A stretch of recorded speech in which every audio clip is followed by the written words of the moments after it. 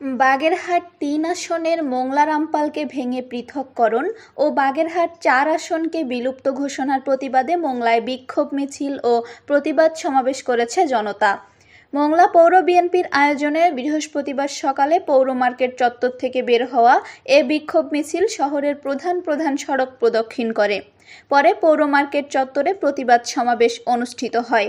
প্রতিবাদ সমাবেশে বক্তব্য রাখেন পৌর বিএনপির সাধারণ সম্পাদক মাহবুবুর রহমান মানিক, বাগেরহাট জেলা বিএনপির সদস্য আব্দুল হালিম খোকন, উপজেলা বিএনপির সভাপতি আব্দুল মান্নান হাওলাদার, উপজেলা বিএনপির নেতা রুস্তম আলী শেখ, বাবুল হোসেন রনি, পৌর বিএনপির নেতা খোরশেদ আলম, নাসির তালুকদার, গোলাম নূর জনি সহ অন্যান্যরা। সমাবেশে বক্তারা বলেন, ইসির এমন সিদ্ধান্ত মেনে নিবে না মোংলা রামপালবাসী। আমরা বাগেরহাট-৪ আসন বহাল ও বাগেরহাট-৩ আসন না ভেঙে আগের মতো চাই। অন্যথায় বন্দরসহ শিল্পাঞ্চল অচল করে দেওয়ার কঠোর কর্মসূচি ঘোষণা করা হবে। ইসির ষড়যন্ত্র হলো নির্বাচনকে বিলম্বিত করা। আমরা দলমত নির্বিশেষে এ সিদ্ধান্ত বাতিলের দাবি জানাচ্ছি। আমরা শিগগিরই কঠোর কর্মসূচি পালনের ঘোষণা দিব। গতকালকের সিদ্ধান্ত যখনই এই ইসি কার ষড়যন্ত্রে কার সিদ্ধান্তে এই সিদ্ধান্ত নিল, এর প্রতিবাদে আজকে আমরা এই রাজপথে নেমেছি। ষড়যন্ত্রমূলকভাবে গাজীপুরে একটি আসন বাড়িয়ে আপনার মোংলা রামপালকে পৃথক করে দেওয়া হয়েছে। এই পৃথক মোংলা রামপালকে করেছে এটি সংসদীয় আসন ৪ বিলুপ্ত করে, অর্থাৎ 3-এর রামপালকে বাগেরহাট কচুয়ার মধ্যে ঢুকিয়ে দেওয়া হয়েছে এবং মোংলাকে মোলগঞ্জ শহরতলার মধ্যে ঢুকিয়ে দিয়েছে। এটি একটি গভীর ষড়যন্ত্র। একটি সিদ্ধান্তের মাধ্যমে ইসি কর্তৃক ৩০০ আসনের নতুন সীমানা নির্ধারণ করেছে।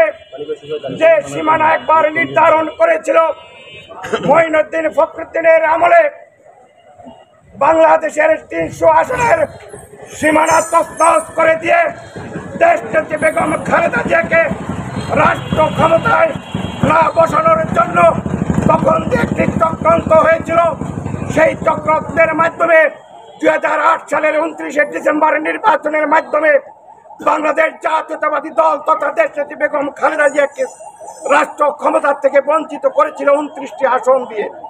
তারই ধারাবাহিকতায় দীর্ঘ 17টি বছর আমরা রাজপথে গণতন্ত্রের জন্য, ভোটের জন্য জনাব তারেক রহমানের নেতৃত্বে আন্দোলন সংগ্রাম চালিয়ে এসেছি। উল্লেখ্য, 30 জুলাই বুধবার নির্বাচন কমিশন বাগেরহাট-3 আসন ভেঙে পৃথককরণ ও বাগেরহাট-4 আসন বিলুপ্ত করে গাজীপুরে আরেকটি আসন বৃদ্ধির ঘোষণা দেয়।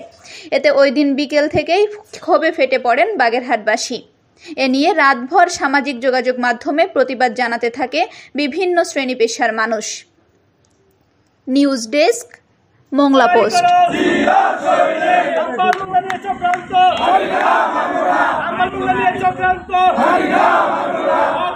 সিদ্ধান্ত